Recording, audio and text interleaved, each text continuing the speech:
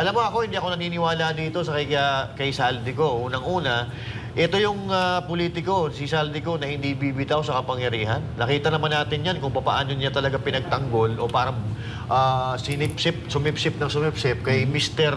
Speaker Romualdez na ito pala yung muntik na magpari pala ito no? Oo. Kung matatandaan Kapal naman nyo. ang mukha niya. At gusto pa maging santo. Oo. Kung matatandaan nyo, a few days ago, like last week ata, may interview ito na muntik na daw siya magpari sa China at kung gusto pa ata maging santo.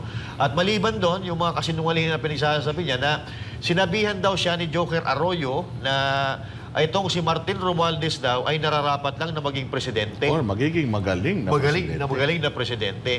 Paano ko nasabi yun eh? Ngayon nga, speaker pa lang, hindi magampanan na maayos ang kanyang trabaho. Tapos pagiging presidente. Kaya ka siguro sinibak dahil sinungaling ka. At hindi totoo yung mga pinagsasabi mo. Nambobola ka lang, halatang-halata yung mga sinasabi mo, sir eh.